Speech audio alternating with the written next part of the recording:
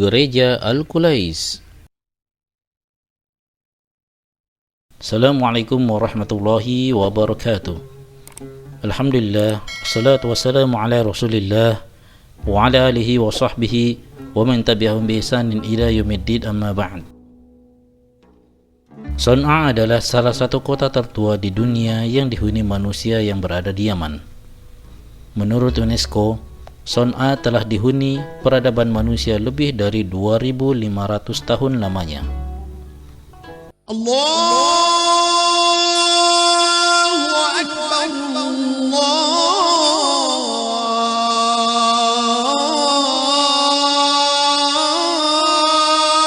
Allahu Akbar, La ilaha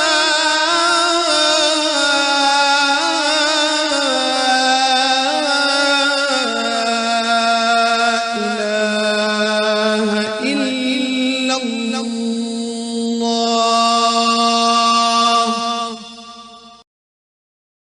Pada tahun 6 sebelum Masehi, wilayah kota ini berada dalam kekuasaan kerajaan tertua dan terpenting di Arab Selatan, yaitu Kerajaan Saba.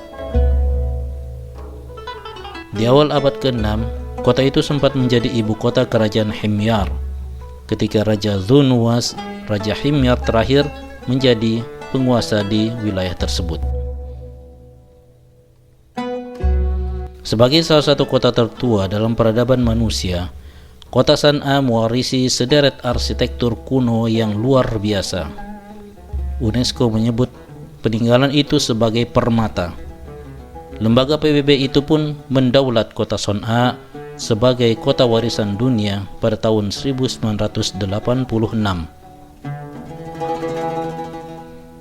Kota Son'a kuno dikelilingi oleh dinding tanah liat yang berdiri setinggi 9-14 meter atau 30-46 kaki tingginya. Kota tua ini berisi lebih dari sekitar 100-an masjid, tempat permandian, serta ribuan rumah kuno. Di kota itu banyak rumah-rumah menyerupai gedung pencakar langit kuno. Tinggi rumahnya mencapai beberapa lantai dan ditutup dengan atap yang datar. Rumah-rumah itu dihiasi dengan dekorasi rumit dan berukir bingkai dan kaca jendela. Bangunan tua tersebut masih kokoh dilestarikan dan dirawat. Salah satu tempat yang populer di kota Son'a adalah situs Al-Qulais yang dibangun oleh Abrahah Al-Ashram. Dia adalah Raja Yaman sekaligus gubernur wilayah Himyar untuk kekaisaran Kerajaan Aksum, Habasyah, Ethiopia. Ada dugaan bahwa inspirasi Abraha membangun Al-Qulais karena kecemburuannya kepada kesuksesan kota Mekkah, di mana orang-orang dari berbagai penjuru dunia berdatangan setiap tahun ke kota itu. Tidak hanya melakukan ibadah haji, tapi juga melakukan perdagangan serta melakukan aktivitas ekonomi lainnya. Abraham memutuskan untuk membangun sebuah gereja yang megah dan mewah, yang tidak pernah dibangun oleh manusia siapapun, sekaligus sebagai kebanggaan untuk imperium kekaisaran Habasyah saat itu. Al-Qulais atau Al-Qalis dikenal juga dengan nama Gorqot Al-Qalis atau Al-Qulais yang artinya gereja Al-Qulais. Dinamakan Al-Qulais didasarkan kata dalam bahasa Arab Qalansua yang berarti tutup kepala atau peci. Karena tingginya bangunan tersebut, maka ketika orang yang berdiri di bawahnya ketika melihat ke bagian atas dari gereja tersebut, maka tutup kepala atau peci mereka akan terjatuh, sehingga mereka menamakan Al-Qulais. Situs Al-Qulais sekarang hanya tersisa berupa lubang besar yang dipagari oleh batu. Dahulu orang-orang melakukan tawaf di situs ini sebagai pengganti ritual tawaf di Ka'bah. Pembangunan gereja Al-Qulais ini disokong oleh sebuah konsorsium kekuatan ekonomi dunia, yaitu Bizantium dan sekutunya. Tujuan mereka tidak lain untuk mereduksi pamor kota Mekkah sebagai destinasi utama para pebisnis di dunia kala itu. Bangunan megah ini dibangun dengan tinggi 60 zira' atau kurang lebih 30 meter dan memiliki tangga yang terbuat dari marmer. Batu-batu indah yang berwarna hijau putih dan kuning yang berbentuk segitiga menghiasi dinding-dinding gereja tersebut. Gereja ini juga memiliki 2 ruang bawah tanah sepanjang 5 km yang masih menimbulkan misteri besar di kalangan para arkeolog sampai hari ini. Bagaimanakah bentuk Al-Qulais dahulu? Tidak ada bukti otentik secara pasti tentang bentuk fisik Al-Qulais ini, namun berdasarkan beberapa sumber mengabarkan bentuk dari gereja Al-Qulais. Pertama, menyerupai Masjid Raya Damaskus.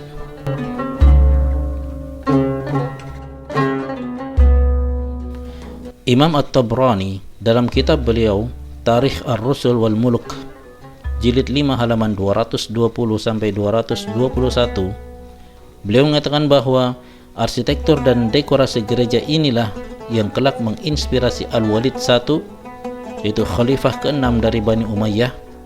Ketika akan membangun Masjid Raya Damaskus, dia meminta kepada Kaisar Bizantium agar dikirimkan para buruh bangunan dan seniman untuk membangun kembali arsitektur dan dekorasi bangunan sebagaimana dulu yang pernah dibuat oleh Abraha Abu Yaksum.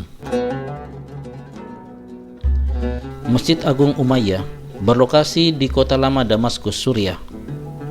Masjid ini adalah masjid yang terbesar dan tertua di kota itu, dan dianggap sebagai tempat suci keempat dalam Islam setelah Masjidil Haram, Masjid Nabawi, dan Masjidil Aqsa. Masjid ini dibangun pada masa Khalifah Al-Walid bin Abdul Malik dari Bani Umayyah pada tahun 88 sampai 97 Hijriah atau tahun 706 sampai 715 Masehi. Masjid ini dibangun di atas reruntuhan tempat peribadatan Romawi Timur, tempat penyembahan dewa Jupiter, yang kemudian dijadikan sebuah gereja Kristen yang diperuntukkan kepada Yohanes Pembaptis atau Nabi Yahya alaihi salam. Sehingga masjid ini tidak hanya dihormati oleh orang Islam saja, namun juga dihormati oleh orang-orang Kristen. Memiliki 3 menara dan memiliki 4 pintu yang dihiasi dengan mozaik-mozaik yang masih ada sampai sekarang. Pada masa dahulu, masjid ini menyimpan banyak kitab dan manuskrip kuno. Juga terdapat berbagai penanda lokasi penting lainnya di masjid ini. Di antaranya konon di masjid inilah diletakkan kepala Husain bin Ali, cucu dari Nabi Muhammad sallallahu alaihi wasallam.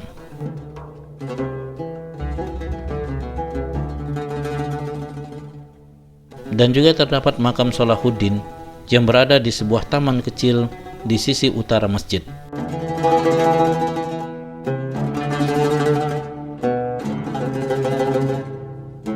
Kedua, menyerupai gereja Lalibela.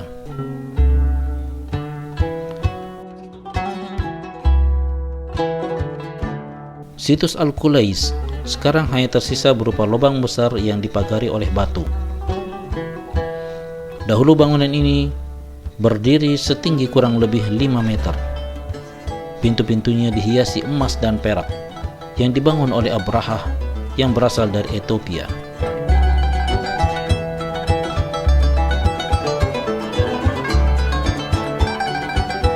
Hal ini memungkinkan bahwa Al-Qulais mengadaptasi bentuk bangunan gereja yang ada di Lalibela, yaitu sebuah kota di Ethiopia Utara yang terkenal akan gereja-gerejanya yang dipahat pada batuan monolit. Lalibela adalah satu kota suci Ethiopia, nomor 2 setelah Aksum, dan merupakan pusat peziarah orang Nasrani. Hampir semua penduduk Lalibela adalah umat Kristen Ortodoks. Ethiopia adalah salah satu bangsa terawal yang menganut agama Kristen pada paruh pertama abad keempat.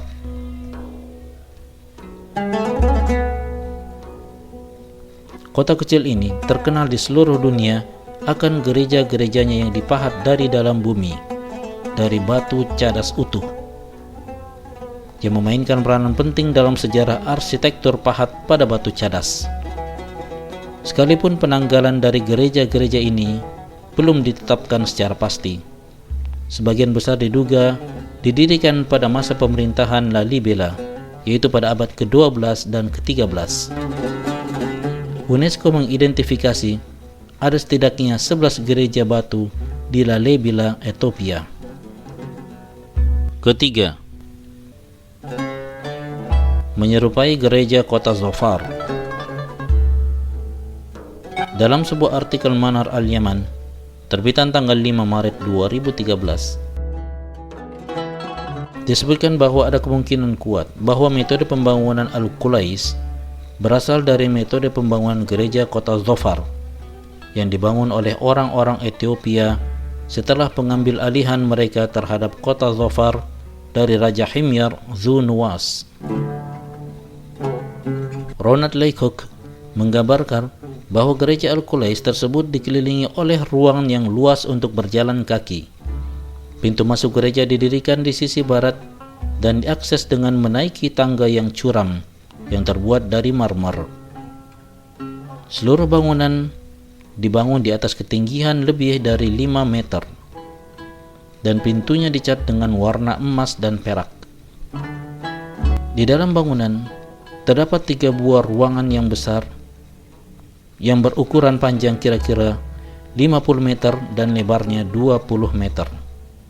Lantai ubin yang digunakan terbuat dari marmer yang berwarna.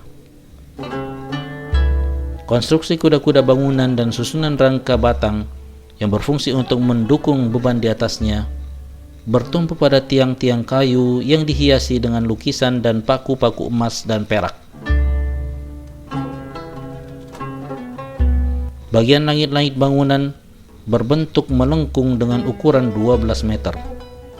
Lengkungan tersebut memotong koridor yang dihiasi mozaik lukisan pepohonan, hutan, dan bintang emas. Di setiap lengkungan digabungkan dengan lengkungan lainnya menjadi serangkaian lengkungan yang bertumpu pada pilar marmer. Terdapat pula dinding penghalang berukuran besar dari kayu hitam dan kayu berharga lainnya yang bertabur gading yang diukir dengan sangat indah. Adapun untuk bagian atas gereja tersebut berbentuk kubah dengan diameter sekitar 20 meter yang di puncaknya diletakkan sebuah salib dari emas dan perak. Dan di bagian tengah kubah ada panel marmer yang berkilau yang memungkinkan cahaya masuk ke dalam ruang gereja.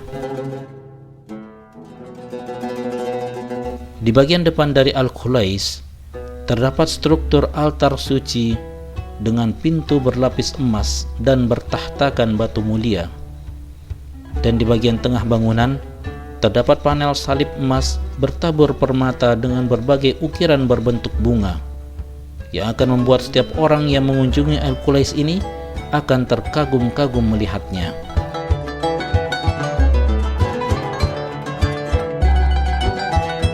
Di samping itu, mereka pun menebar isu bahwasanya Mesias atau Nabi Isa alaihissalam akan kembali ke San'a dan akan berdoa di Al-Qulais. Namun demikian, setelah cukup lama berusaha bersaing dengan Mekkah, upaya Abraha tetap tidak menunjukkan hasil. Meski sudah berusaha keras menghias gereja barunya, pamor gereja tersebut belum bisa mengalihkan manusia dari keinginan mereka untuk datang ke kota Mekkah, khususnya untuk berziarah ke Ka'bah. Wallahu ta'ala a'lam. Jazakumullahu khairan. Wassalamualaikum warahmatullahi wabarakatuh.